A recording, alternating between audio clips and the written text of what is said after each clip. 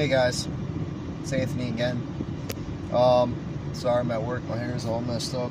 But I was on Facebook just a second ago and I saw this quote from Jim Carrey, allegedly, and it said, Trumpism is racism because if there were blonde-haired, blue-eyed people at the border begging for asylum, this whole, sending people back to Mexico and Central America thing wouldn't happen. So he's saying that it's racism by the American people. And for a second there, it hit home. I was like, damn, is that true? I don't know. To me, the thought of sending anybody back, little kids, back to dangerous countries, which not all those areas are 100% dangerous, but we can get to that in another video. But I thought, damn, yeah, that's, I don't like any kid going back to a dangerous area, most people have a good heart, and that's not an issue. But then I thought about it for a minute, and I said, okay, well, let's replace people from Mexico and people from Central America with Lithuanians. Let's say the nation of Lithuania was south of the border, and there were thousands of Lithuanians pouring in saying, hey, Lithuania is mad dangerous. I need help. I need somewhere to be.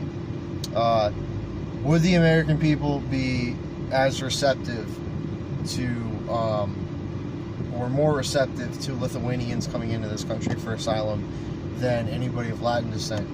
And the answer is no. And I'll tell you exactly why.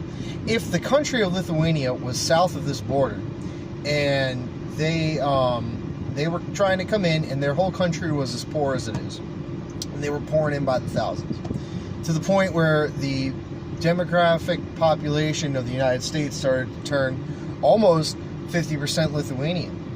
The American people would put a stop to it.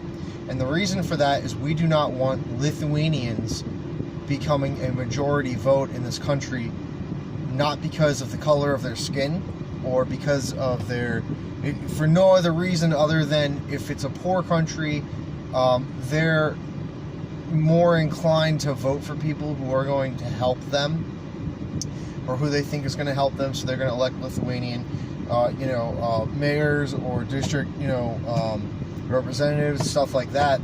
And if all the Lithuanians that came into this country for asylum are poor, it may tend to it's gonna influence them to vote for a more socialistic form of government, because they're all poor. They all came here with no money, and we all know how hard it is, even if you have money here in this country, to get a decent job that's going to pay a living wage.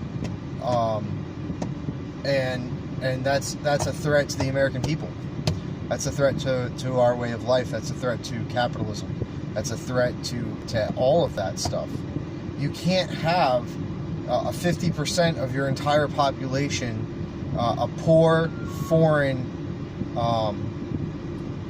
group of people. You can't do that, because naturally, if I have no money in my pocket and I don't speak English very well, and it's hard for me to get a job, and I got no money for school, and I'm safe now, and I'm in the United States, I'm going to vote for any human being who says, yeah, well, we're going to extend food stamps for people who make this amount of money. I would be like, yeah, I need help because, I'm not getting off my ass, or I'm not, studying English, or whatever the situation is. Not to say that the people of Latin descent that are in this country don't do those things, because they do. I probably 80% of the workforce that I work with are Spanish guys, and they're all great. They're all great teachers and good friends of mine, and no one's saying any of that. But you can't have half your population become a threat to capitalism because they're poor. That's not the way it is. That's not the American dream. Is just to have $1 in your pocket, work hard, and someday make it. Not come to America and have a dream of a food stamp card and constantly trying to get as much as you can out of the system because you need help. If we have too many of the people trying to do that, it's going to affect our laws and our policies that we know the American people and the true American dream has benefited from for hundreds of years. You can say, yes, okay, this country started with immigrants. My family is Italian. I think my great-grandparents came, from the 1920s or something, from Italy, and yeah, they were immigrants, and we sat down. They sat down at the table. From what I hear, is they weren't allowed to speak Italian. They had to speak English because they wanted them to learn the language. And the point I'm trying to get across here is that there wasn't a 50% population of Italian immigrants in this country. Because if there was, I promise you, somewhere around the 30% line, the American people would be like, yo, no more people from Italy. Because they're coming here not because of the color of their skin, not because they're Italian, or because they really like fucking pasta. The reason that they would put a stop to it is because there's too many people that are poor and need help and need assistance, and they're going to influence policies in this country that the majority of people that are already in this country will not benefit from. They will only do them harm. So, thanks for listening to this video. If you listened all the way through, God bless you, because I don't know if I could. And I guess like my YouTube page, I don't do this for money. I never will. I think if I ever get famous, I'll probably delete everything. But I work hard. I just want to see people work hard, and I want to see deep thought.